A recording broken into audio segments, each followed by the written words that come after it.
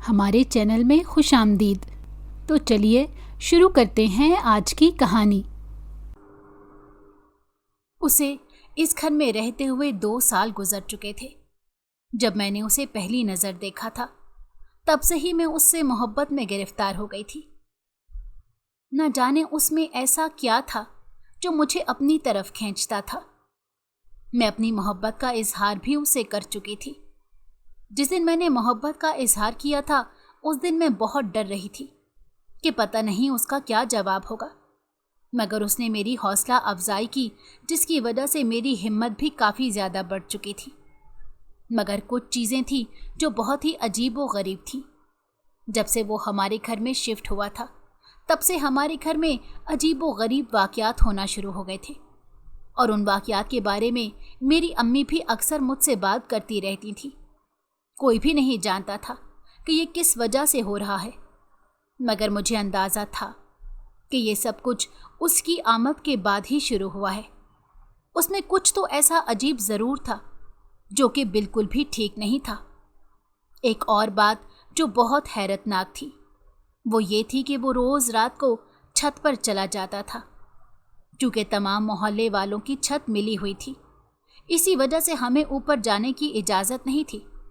مگر اس کے باوجود بھی وہ مجھے یہ بات سمجھا دیتا کہ تم نے رات کے وقت چھت پر نہیں آنا اور نہ ہی کسی کو چھت پر آنے دینا ہے۔ لہٰذا اس کی بات کا مان رکھنے کے لیے میں یہ کام شروع کر دیتی اور تقریباً رات 12 بجے تک بیٹھ کر پہرا دیتی تاکہ کوئی بھی چھت پر نہ جا سکے۔ میں نے اسے 2-3 دفعہ یہ بات پوچھنے کی کوشش کی کہ تم ہمیں چھت پر آنے سے کیوں روکتے ہو، لیکن وہ ہمیشہ ہی میری بات ٹال جاتا اور مجھے دوسری باتوں میں الجھا دیتا۔ میں ہر بار کی طرح اپنی بات بھول جاتی اور اس کی باتیں سننے لگتی۔ یوں ہی زندگی کے دن گزرتے جا رہے تھے۔ چھت پر جانے سے پہلے وہ ہمیشہ ہی مجھے یہ کہتا تھا کہ اس کا انعام تمہیں صبح مل جائے گا، اور جب میں صبح سو کر اٹھتی تھی تب میرے تکیے کے نیچے سے ہزار کے نوٹ نکلتے اور میں حیران ہوتی کہ یہ نوٹ یہاں پر کس نے آ کر رکھے ہیں۔ میں نے 2-3 بار اپنی بہن سے پوچھا کیا صبح یہاں پر کوئی آیا تھا، لیکن اس نے انکار کر دیا اور مجھے کہنے لگی دروازہ اندر سے لاک ہوتا ہے اور سب سے پہلے تم ہی اٹھ کر دروازہ کھولتی ہو، اس دوران کون ہے جو کمرے میں داخل ہو سکتا ہے۔ اس کی بات سن کر میں ہمیشہ کی طرح خاموش ہو جاتی، لیکن یہ تجسس میرے اندر بڑھتا چلا جا رہا تھا کہ میرے تکیے کے نیچے حماد کیسے پیسے رکھ جاتا ہے۔ میں نے اس بارے میں بھی حماد سے پوچھنے کی کوشش کی۔ وہ پراسرار انداز میں مسکرانے لگا اور مجھے کہنے لگا تمہارا مطلب آم کھانے سے ہونا چاہیے، تم گٹھلیاں گننا چھوڑ دو ورنہ خود ہی خسارے میں چلی جاؤ گی۔ اس کی یہ بات مجھے بہت عجیب لگی تھی، لیکن میں نے اسے کچھ بھی نہ کہا کیونکہ وہ بہت جلد غصہ بھی ہو جاتا تھا، اور جب وہ غصے میں ہوتا تھا تب وہ نہیں دیکھتا تھا کہ اس کے سامنے کون کھڑا ہے۔ اسی وجہ سے میں کوشش کرتی تھی کہ کم ہی اسے غصہ دلاؤں۔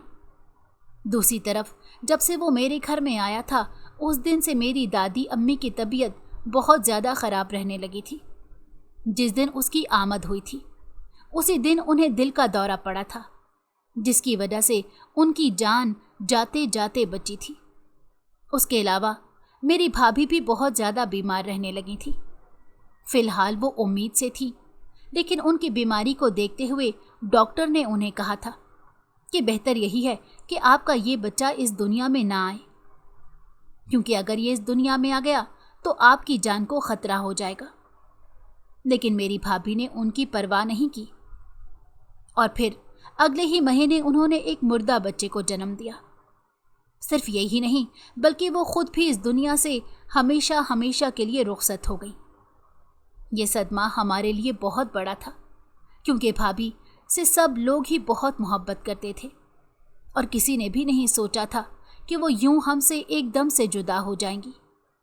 وہ ہماری خالہ کی بھی بیٹی تھی، اسی وجہ سے میری ان سے بہت زیادہ بنتی تھی، اور اب ان کے پیچھے جو خلا رہ گیا تھا اسے پورا کرنا مشکل ہی نہیں ناممکن تھا۔ भाभी के इस दुनिया से जाने के एक दिन बाद ही मेरी दादो की तबीयत बहुत ज़्यादा ख़राब हो गई। दादो अपने कमरे में रात के वक्त आराम से लेटी हुई थी जब अचानक ही वो ऊंची ऊंची आवाज़ में चिल्लाने लगी। उस वक्त मैं उनके साथ ही मौजूद थी। दादो की ख़राब तबीयत को देखकर मैं परेशान हो गई।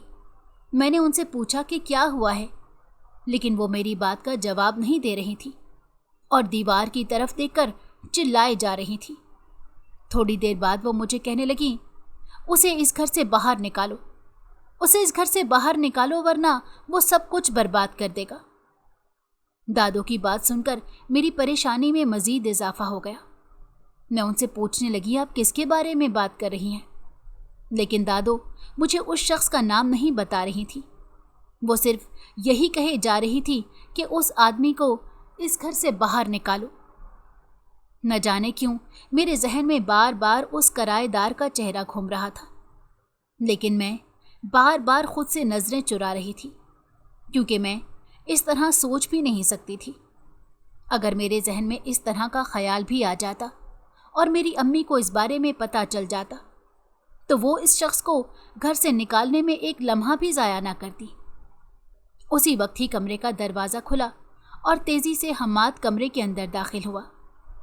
मैं हैरान थी कि हमारी चीखें बाकी तमाम घर वालों को सुनाई क्यों नहीं दे रही।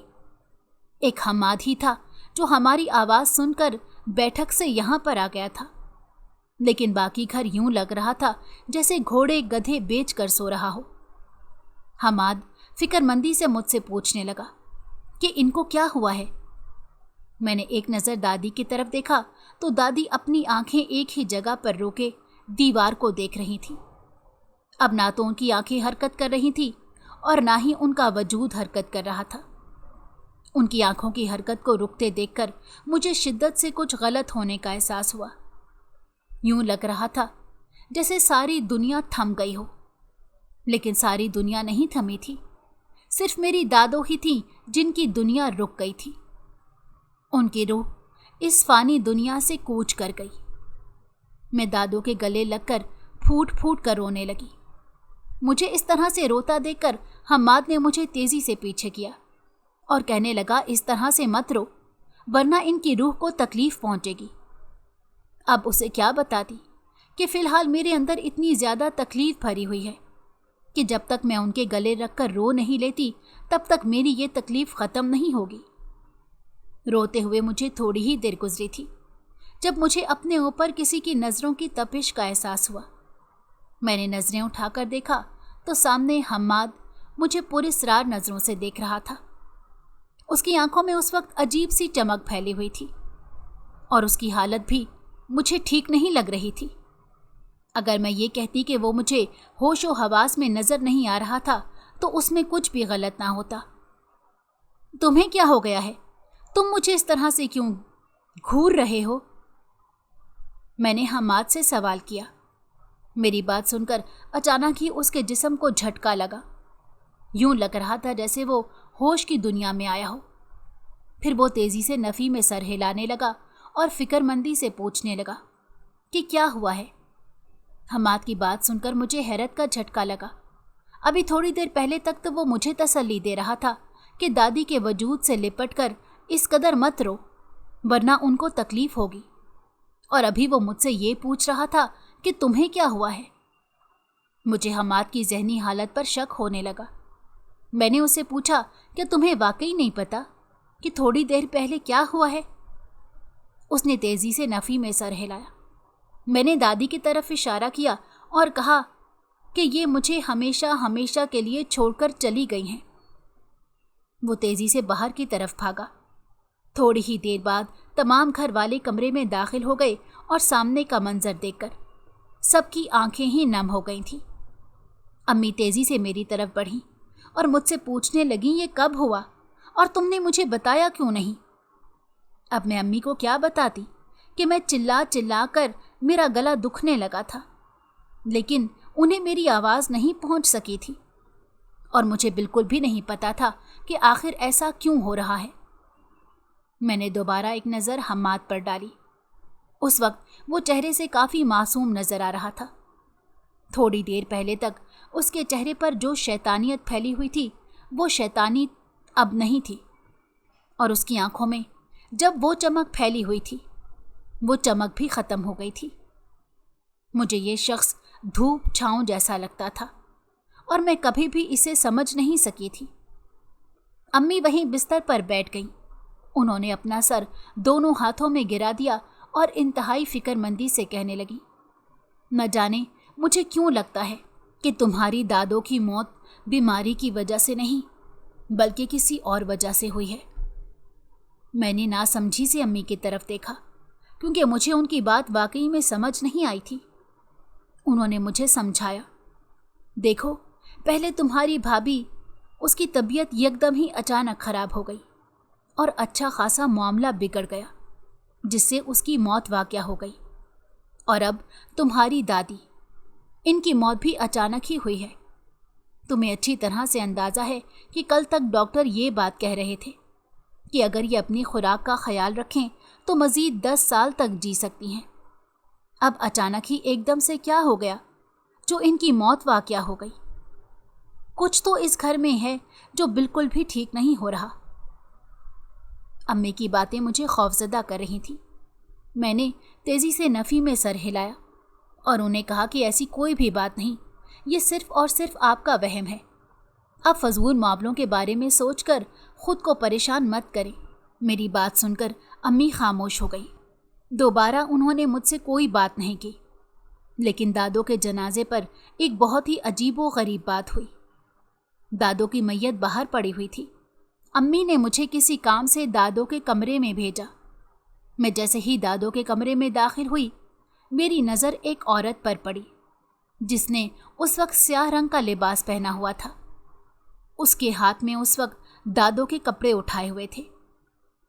میں نے نہ تو اس عورت کو اس گھر میں داخل ہوتے ہوئے دیکھا تھا اور نہ ہی گھر میں کہیں گھومتے ہوئے دیکھا تھا۔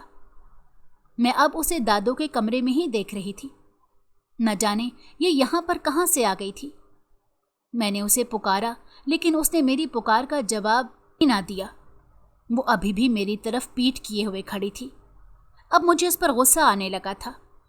ایک تو وہ بتائے بغیر دادوں کے کمرے میں چلی آئی تھی اور ابھی ان کے کپڑے بھی کھول کھول کر نہ جانے کیا ڈھونڈ رہی تھی۔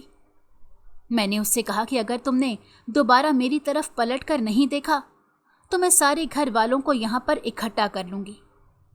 اب کی بار مجھے اس کی ہنسی کی آواز سنائی دی۔ یوں لگ رہا تھا جیسے اس نے میری بات کو سیریس نہ لیا ہو اور میرا مذاق بنایا ہو۔ مجھے غصہ آ گیا۔ میں تیزی سے کمرے سے باہر چلی گئی۔ قریب ہی میری امی کھڑی تھی۔ میں امی کے پاس گئی اور انہیں کمرے میں کھڑی عورت کے بارے میں بتایا۔ میری بات سن کر امی خود پریشان ہو گئی اور جلدی سے مجھے کہنے لگیں کہ مجھے وہاں پر لے چلو۔ امی کو لے کر جب میں کمرے میں داخل ہوئی تو کمرہ خالی میرا منہ چڑھا رہا تھا۔ حالانکہ اگر وہ عورت وہاں سے بھاگتی تو اسے ہمارے سامنے سے ہو کر ہی گزرنا پڑتا، لیکن وہ عورت ہمارے سامنے سے نہیں گزری تھی۔ نہ جانے ایک دم سے وہ کہاں پر چلی گئی تھی۔ امی نے مجھے کہا کہ میرے ساتھ اس طرح کی مذاق مت کرو، میں پہلے ہی بہت پریشان ہوں اور تم اس طرح کی چیزیں کر کے میری پریشانی میں اضافہ کر رہی ہو۔ امی کی بات سن کر میں نے تیزی سے ان کے ہاتھ پکڑ لیے اور انہیں کہنے لگی کہ میری بات کا یقین کریں، میں کسی بھی قسم کا مذاق نہیں کر رہی بلکہ سچ کہہ رہی ہوں۔ ابھی تھوڑی دیر پہلے یہاں پر واقعی ایک عورت موجود تھی جس نے سیاہ رنگ کا لباس پہنا ہوا تھا۔ میں نے اسے پکارا بھی تھا اور وہ میری دھمکی سن کر ہنسی بھی تھی۔ امی نے میرے سامنے ہاتھ جوڑ دیے اور کہنے لگیں کہ دادوں کی موت کا صدمہ تم نے کچھ زیادہ ہی اپنے سر پر لے لیا ہے، چلو جلدی سے یہاں سے باہر چلو۔ امی یہ کہہ کر کمرے سے باہر نکل گئیں۔ میں نے ایک نظر ان کپڑوں پر ڈالی جو ابھی بھی الماری کے نیچے پڑے ہوئے تھے۔ یہ کپڑے اس عورت نے ہی پھینکے تھے۔ نہ جانے امی کو یہ چیزیں کیوں نظر نہیں آ رہی تھی۔ خیر، امی کے وہاں سے جانے کے بعد میں بھی باہر چلی آئی۔ ابھی مجھے دادوں کی میت کے پاس کھڑے ہوئے تھوڑی ہی دیر ہوئی تھی جب مجھے اپنے چہرے پر نظروں کی تپش کا احساس ہوا۔ میں نے گردن اٹھا کر دیکھا تو سیڑھیوں پر مجھے وہی عورت دکھائی دی۔ अब उसका चेहरा मुझे नजर आ रहा था। न जाने क्यों मुझे यूं महसूस हो रहा था जैसे उसके चेहरे के नकूश हम्माद से मिलते हों। उसी वक्त हम्माद सीढ़ियों से नीचे उतरने लगा और वो औरत भी वहां से गायब हो गई। उसे गायब होता देखकर मैं खौफजदा हो गई। मैंने अपनी आंखें मली और दोबारा उस तरफ देखा, लेकिन वहां पर अब वो औरत नजर नहीं आ रही थी। अब हम्माद बहुत ही तेजी से सीढ़ियां नीचे उतर रहा था। अचानक ही उसका पांव बुरी तरह से फिसला और वो मुंह के बल जमीन पर जा गिरा। उसकी चीख पूरे घर में गूंजी। तमाम लोग उसकी तरफ मुतवज्जो हो गए। मैं फिक्रमंदी से उसकी तरफ बढ़ी। उसकी हालत देखकर मेरे दिल को कुछ हुआ। उसके नाक से बुरी तरह से खून निकल रहा था और उसका सर भी खुल चुका था। मेरे भाई ने तेजी से उसे उठाया और अस्पताल ले गया, जबकि अम्मी वहीं बैठकर फूट फूट कर रोने लगी और कहने लगी, ना जाने हमारे घर को किसकी नजर लग गई है, पता नहीं एकदम से क्या होना शुरू हो गया है। एक औरत ने अम्मी की बात सुनी तो कहने लगी कि तुम हिसाब क्यों नहीं करवाती। अम्मी ने उसकी बात सुनी और कहने लगी, हिसाब करवाने से क्या होगा, और आजकल के पीरों फकीरों को मैं अच्छे से जानती हूँ, वो सिर्फ पैसे बटोरते हैं और फिर करते कुछ भी नहीं। दरअसल अम्मी घर में जो कुछ हो रहा था उसके खिलाफ भी थी, मगर उसके इलाज के लिए भी कुछ नहीं कर रही थी, क्योंकि अम्मी को शुरू से ही इन आमलों के चक्कर से बहुत ज़्यादा डर लगता था। क्योंकि मेरी दादी जब सही सलामत थी तब वो उनके काफ़ी चक्कर लगाती रहती थी, और अक्सर तो ऐसा होता था कि ज़्यादातर आमिल झूठे ही निकलते थे और मेरी दादी को लूट लेते थे। यही वजह थी कि अम्मी दादी को समझाती थी, लेकिन दादी ने उनकी कभी भी कोई बात नहीं सुनी थी। और अब जब वो औरत अम्मी को ये मशवरा दे रही थी तो अम्मी की नज़रों में दादी ही घूम रही थी, जिन्होंने इन चक्करों में पड़कर कभी भी खुद को नफ़ा नहीं पहुंचाया था, बल्कि हमेशा ही घाटे का सौदा किया था। मैं भी अम्मी को यही कुछ कहना चाहती थी, लेकिन अम्मी के दो टोक इनकार ने मुझे खामोश करा दिया और मैंने ये बात अपने दिल में ही दबा दी। दादी के जाने के बाद एक दिन मैं कमरे में लेटी हुई थी और आने वाले वक्त के बारे में सोच रही थी। मेरे जहन में चल रहा था कि पहले तो भाभी इस दुनिया से चली गई, फिर दादी इस दुनिया से चली गई, अब खुदा न ख्वास्ता पता नहीं किसकी बारी आएगी। मैं इसी बारे में ही सोच रही थी जब मुझे अपने भाई की चीख की आवाज़ सुनाई दी। भाई की चीख की आवाज़ सुनकर मैं खौफजदा हो गई। मैं तेज़ी से भागकर उसके कमरे में गई। एक बात जो मुझे बहुत ज़्यादा हैरान करती थी वो ये थी कि जब भी कोई चिल्लाता था तो उसकी चीखें सिर्फ मुझे ही सुनाई देती थी। बाकी के घर का कोई फर्द उसकी चीखों को नहीं सुन सकता था, और ये बात किसी भी तरह से नज़रअंदाज नहीं की जा सकती थी। लेकिन कोई भी मुझ पर यकीन करने के लिए तैयार नहीं था। अम्मी ने तो कसम खाई हुई थी कि वो मेरी किसी भी बात को सच नहीं मानेगी। मैं जब भी उन्हें कुछ बताना चाहती तो वो मुझे कह देती, मुझे पता है कि तुम मजाक कर रही हो या तुम झूठ बोल रही हो। अपनी ये झूठ की आदत छोड़ दो, वरना मुझसे बुरा कोई नहीं होगा। और मैं हर बार अम्मी के सामने खामोश हो जाती थी। मुझे अंदाज़ा हो गया था कि मैं अम्मी को कभी भी अपनी बेगुनाही का सबूत नहीं दे पाऊंगी। भाई के कमरे में दाखिल होने ही लगी थी कि दरवाज़ा यकदम बंद हो गया। दरवाजे को एकदम बंद होता देखकर मेरे दिल को कुछ हुआ। दूसरी तरफ मेरे भाई ने मुझे देख लिया था। वो मेरा नाम पुकार कर ऊंचा ऊंचा चिल्लाने लगा। मेरी आंखों से तेजी से आंसू बह रहे थे। मुझे शदीद बेबसी का एहसास हो रहा था। समझ नहीं आ रही थी कि ये सब क्या हो रहा है। मैं दरवाज़ा ज़ोर ज़ोर से बजाने लगी, लेकिन ना तो दरवाज़ा खुल रहा था और ना ही मेरा भाई दरवाजे की तरफ आ रहा था। एक अजीब सी बेचैनी थी जो हर तरफ फैली हुई थी। अचानक मुझे अपने पीछे किसी की मौजूदगी का एहसास हुआ। मैंने पीछे पलट कर देखा तो वहां पर हम्माद खड़ा था। वो फिक्रमंदी से मुझे देख रहा था और मुझे कह रहा था कि तुम बाहर क्यों खड़ी हो, अंदर जाओ। اس کی بات سن کر میں نے روتے ہوئے دروازے کی طرف اشارہ کیا کہ دروازہ بند ہے، لیکن یہ دیکھ کر حیران رہ گئی کہ دروازہ یکدم ہی کھل گیا تھا، جبکہ میرا بھائی سامنے پرسکون نیند سو رہا تھا۔ اس کو پرسکون نیند سوتا دیکھ کر میرے جسم کو ایک جھٹکا لگا۔ میں نے بے ساختہ حماد کے چہرے کی طرف دیکھا۔ حماد بھی اس وقت عجیب و غریب نظروں سے کبھی میرے بھائی کو دیکھتا اور کبھی مجھے دیکھتا۔ پھر وہ مجھ سے پوچھنے لگا کہ تم رات کے اس پہر یہاں پر کیا کر رہی ہو؟ میں حماد کے چہرے کے تاثرات دیکھ کر اندازہ لگانا چاہ رہی تھی کہ اس کے دماغ میں کیا چل رہا ہے، لیکن میں چاہ کر بھی اندازہ نہیں لگا پا رہی تھی۔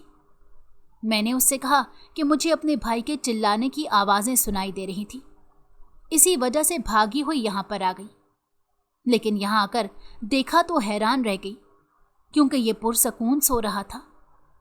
یہ کہہ کر میں نے اپنی گردن جھکا لی۔ میری بات سن کر اس نے میرے سر پر ہاتھ رکھا اور تھپکتے ہوئے کہنے لگا، اس طرح کی حرکتیں کر کے تم اپنے آپ کو پاگل ثابت کر رہی ہو۔ مہربانی کر کے اس طرح کی حرکتوں کو کرنا چھوڑ دو، ورنہ لوگ تمہاری باتوں پر یقین کرنا چھوڑ دیں گے۔ میں نے اس سے کہا، میں واقعی سچ کہہ رہی ہوں، مجھے واقعی آج کل بہت عجیب و غریب محسوس ہو رہا ہے اور یہ میں کسی بھی صورت نہیں جھٹلا سکتی۔ وہ مسکرانے لگا اور کہنے لگا، جب تک تمہارے پاس ثبوت نہیں ہے تب تک تم اپنی یہ بات ثابت نہیں کر سکتی۔ بہتر یہی ہے کہ پہلے کوئی ثبوت اکٹھا کرو اور پھر اس کے بعد کسی بھی معاملے پر بحث کرنا۔ یہ کہہ کر وہ دوبارہ سے چھت کی طرف جانے لگا۔ اچانک ہی وہ میری طرف پلٹا اور مجھے کہنے لگا، کسی کو بھی چھت پر مت آنے دینا اور خود بھی وہاں پر نہیں آنا۔ یہ کہہ کر وہ مسکراتے ہوئے وہاں سے نکل گیا۔ ان کچھ دنوں میں یہ بات میں بالکل بھول چکی تھی کہ میں نے 12 بجے تک بیٹھ کر پہرا دینا ہے تاکہ کوئی بھی چھت پر نہ جائے، کیونکہ گھر میں پریشانی ہی اتنی زیادہ چل رہی تھی کہ اس طرح کی باتیں مجھے یاد ہی نہیں رہتی تھیں۔ اب جب حماد نے دوبارہ مجھ سے یہ بات کی تھی تو مجھے دوبارہ سے اپنی ذمہ داری یاد آ گئی تھی، مگر اس کے ساتھ ساتھ اب مجھے تجسس بھی ہونے لگا تھا کہ وہ مجھے چھت پر آنے سے کیوں روکتا ہے۔ آخر وہ چھت پر رہتا ہے، کیا کرتا ہے جو وہ نہیں چاہتا کہ کوئی بھی جا کر اسے دیکھے؟ میں نے فیصلہ کیا تھا کہ کل دوبارہ حماد سے اس بارے میں پوچھوں گی اور پتہ لگاؤں گی کہ آخر معاملہ کیا ہے۔ اگر اس نے مجھے نہ بتایا تو پھر خود ہی جا کر دیکھوں گی، کیونکہ اب میں مزید انتظار نہیں کر سکتی تھی، اور ہمارے گھر میں جتنا زیادہ نقصان ہو گیا تھا اس کے بعد اب میں مزید کسی پر بھی یقین نہیں کر سکتی تھی، کیونکہ میں نہیں چاہتی تھی کہ اس گھر سے مزید کسی کا جنازہ نکلے۔ پہلے ہی اپنے پیاروں کو اپنی آنکھوں کے سامنے مرتا دیکھ کر میرا دل خون کے آنسو روتا تھا۔ میں کسی طرح سے اس کھیل کو روکنا چاہتی تھی، لیکن میں بری طرح سے ناکام ہو رہی تھی۔ شام کا وقت تھا، میں صحن میں بیٹھی ہوئی تھی۔ میرا دھیان اس وقت اپنے بھائی کی طرف الجھا ہوا تھا، کیونکہ کل رات کے بعد وہ مجھے کافی پریشان لگ رہا تھا۔ ابھی بھی میں اسی کی حرکتیں ہی نوٹ کر رہی تھی۔ کبھی وہ امی کے قریب جا کر بیٹھتا، وہ ان سے کوئی بات کرنا چاہتا تھا لیکن دوبارہ خاموش ہو جاتا تھا، اور کبھی وہ بڑے بھائی کے پاس چلا جاتا لیکن وہ کچھ بھی بول نہیں پا رہا تھا۔ اچانک ہی اس کی نظر میری نظروں سے ملی۔ میں نے اسے اپنے پاس آنے کے لیے کہا۔ وہ خاموشی سے چلتا ہوا میرے پاس آ گیا۔ میں نے اسے پوچھا کہ تمہیں کیا مسئلہ ہے؟ میری بات سن کر وہ چند لمحوں تک میرے چہرے کو دیکھتا رہا اور پھر مجھے کہنے لگا، کیا تم میری بات پر یقین کرو گی؟ اس کی بات سن کر میں نے تیزی سے ہاں میں سر ہلایا اور اسے کہا کہ مجھے کسی حد تک اندازہ ہے کہ تم پریشان ہو، لیکن مجھے تمہاری پریشانی کے بارے میں نہیں پتا۔ تم مجھے بتا دو تاکہ میں یہ حل کرنے میں تمہاری مدد کر سکوں۔ اس نے میرے ہاتھ پکڑے اور پھوٹ پھوٹ کر رونے لگا۔ اسے روتا دیکھ کر باقی تمام گھر والے بھی ہماری طرف متوجہ ہو گئے۔ अम्मी तेजी से भागती हुई मेरे पास आई। अपने जवान बेटे को रोता देखकर उनका दिल भी खून के आंसू रोने लगा था। उन्होंने तेजी से उसे अपने सीने से लगा लिया और उससे कहने लगी, मेरा बेटा, क्या हो गया है? तुम इस तरह से क्यों रो रहे हो? क्या कोई परेशानी है? अगर परेशानी है तो अपनी माँ को बताओ। लेकिन वो एक लफ्ज़ भी कहे बगैर सिर्फ और सिर्फ रो रहा था। मैंने जिंदगी में पहली बार उसे इस कदर शिद्दत से रोते हुए देखा था। उसके रोने से भी मुझे बेबसी ही नजर आ रही थी। भाई भी परेशान खड़ा उसी को देख रहा था। थोड़ी देर बाद वो अम्मी से अलग हुआ और गर्दन झुका कर बैठ गया। हम सब उसके बोलने का इंतजार कर रहे थे, लेकिन वो मुंह से एक लफ्ज़ भी अदा नहीं कर पा रहा था। समझ नहीं आ रही थी कि उसे हो क्या गया है। मैंने उससे पूछा, अब जल्दी से बता भी दो कि तुम्हें मसला क्या है। अम्मी मुझे डांटने लगी और कहने लगी, ये तुम किस अंदाज में अपने भाई से बात कर रही हो?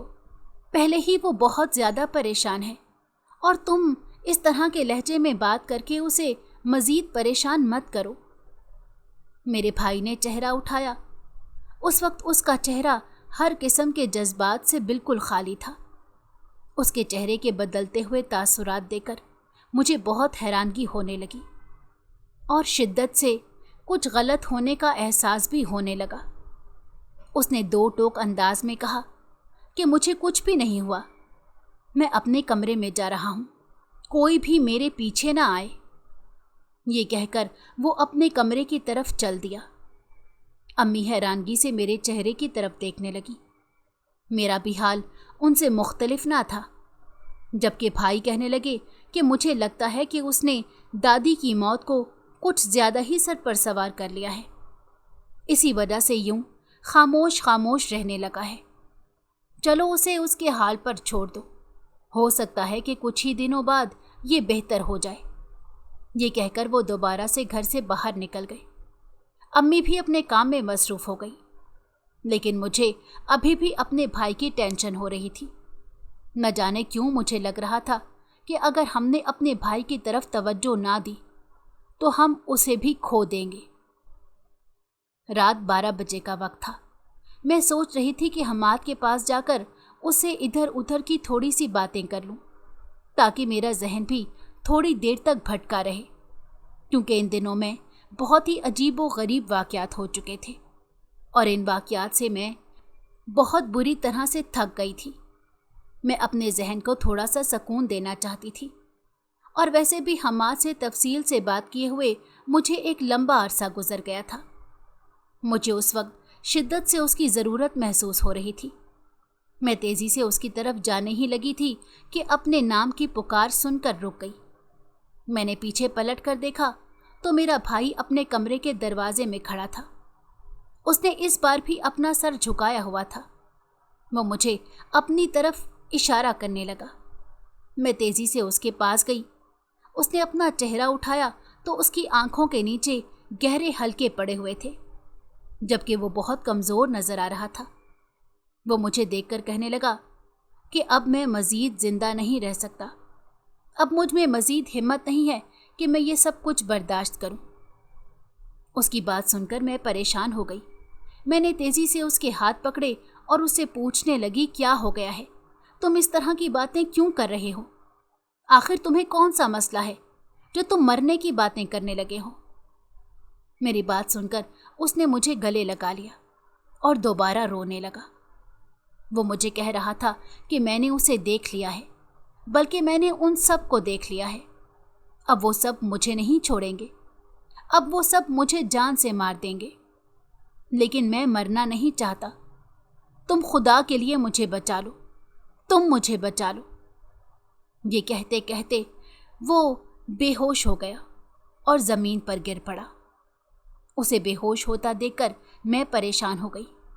उस वक्त मैं घर वालों को बताना चाहती थी, लेकिन मुझे अंदाज़ा हो गया था कि उन्हें बुलाने का कोई भी फ़ायदा नहीं है, क्योंकि वो मेरे भाई की इस हालत को सीरियस ले ही नहीं रहे थे। मैंने उसे सहारा दिया और उसे बिस्तर पर लेटा दिया। मैं उसके करीब से उठने लगी थी ताकि उसके लिए पानी लेकर आऊं और उस पर छींटे मारकर उसे होश में लाने की कोशिश करूं, लेकिन उसने यकदम ही मेरा हाथ पकड़ लिया और मेरी मिन्नतें करते हुए कहने लगा, बाजी मुझे छोड़कर मत जाओ, मुझे बहुत डर लग रहा है। अगर तुम मुझे छोड़कर चली गई तो वो दोबारा से मेरे पास आ जाएंगे और वो मुझे जान से मार देंगे। मैं उसके करीब ही बैठ गई और उसका हाथ पकड़ते हुए कहने लगी कि मुझे बताओ तो कि वो कौन लोग हैं और वो क्यों तुम्हें मार देंगे। उसने कहा, मैं नहीं जानता वो कौन है, लेकिन वो बहुत बड़े बड़े हैं, उनके कद छत के पास जाकर लगते हैं। उन्होंने काले रंग के लिबास पहने होते हैं, जबकि उन लोगों के चेहरे मैं आज तक नहीं देख पाया। उन्होंने मुझे धमकी दी है कि वो मुझे बहुत जल्द ख़त्म कर देंगे। वो तुम्हें क्यों ख़त्म करेंगे? क्योंकि मैंने उनको देख लिया है। ये कहकर वो दोबारा से फूट फूट कर रोने लगा। मैंने भाई को गले लगा लिया और उसे तसल्ली देने लगी। समझ नहीं आ रही थी कि कैसे उसे समझाऊं। फिर मेरे जहन ने थोड़ा सा काम किया। मैं तेजी से अपने कमरे में गई और वहां से नींद की कुछ गोलियां उठाई। गोलियां मैं अपने लिए लाई थी, क्योंकि अक्सर ही मेरी नींद गायब हो जाती थी और सारी रात करवटें बदलने के बावजूद भी मैं सो नहीं पाती थी। वो गोलियां मैंने अपने भाई को दी, जिसके बाद वो गहरी नींद सो गया। उसके बाद मैं थोड़ी देर उसके करीब ही बैठी रही और उसके चेहरे को देखती रही। उसके चेहरे के तासुरात बार बार तब्दील होते थे। यूं लग रहा था जैसे वो ख्वाब में हो और ख्वाब में डर रहा हो। मुझे अपने भाई की ये हालत देखकर बहुत तरस आ रहा था। मुझे अपने भाई का हंसता हुआ चेहरा याद आ रहा था। मेरा भाई कभी भी इतना डरपोक नहीं रहा था और ना ही उसने कभी इस तरह की चीज़ों को सीरियस लिया था। अब पता नहीं उसे एकदम से क्या हो गया था। वहाँ पर बैठे हुए मुझे थोड़ी ही देर गुजरी थी जब अचानक ही मेरा ध्यान हम्माद की तरफ गया। आज मैं जाकर देखना चाहती थी कि वो छत पर क्या कर रहा है। मैंने घड़ी की तरफ देखा जहाँ पर रात का 1 बज रहा था। वैसे तो उसने मुझे कहा था कि 12 बजे तक किसी को भी छत पर आने से रोकना। यकीनन इस वक्त वो अपना काम ख़त्म कर चुका होगा। यही सोचकर मैंने अपने कदम छत की तरफ बढ़ा दिए, लेकिन जैसे जैसे मैं सीढ़ियाँ चढ़ती जा रही थी वैसे वैसे मेरे दिल की धड़कन भी तेज से तेज तर होती जा रही थी। एक अजीब सी बेचैनी थी जो मेरे पूरे वजूद में फैलने लगी थी। जैसे ही मैं छत पर पहुंची, मेरी नज़र छत पर बने हुए वाहिद कमरे में गई जहां उस वक्त रोशनी जल रही थी। लेकिन जैसे ही मैं कमरे के अंदर दाखिल हुई, सामने का मंजर देखकर मुझे लगा कि मेरे कदमों के नीचे से ज़मीन निकल गई हो। सामने हम्माद आंखें बंद किए हुए बैठा था, जबकि उसके सामने बहुत बड़े बड़े कद के 4-5 लोग बैठे हुए थे। यकीनन मेरा भाई इन्हीं लोगों की बात कर रहा था। उन्होंने सर झुकाए हुए थे, लेकिन उसके बावजूद वो छत को लग रहे थे। एक जोरदार चीख मेरे मुंह से निकली। उसके साथ ही वो सब लोग चौंक गए। दूसरी तरफ हम्माद ऊंची ऊंची आवाज में चिल्लाने लगा, बदबख्त औरत, तुमने मेरा सारा जादू खराब कर दिया। मैं तुम्हें इसके लिए कभी भी माफ नहीं करूंगा।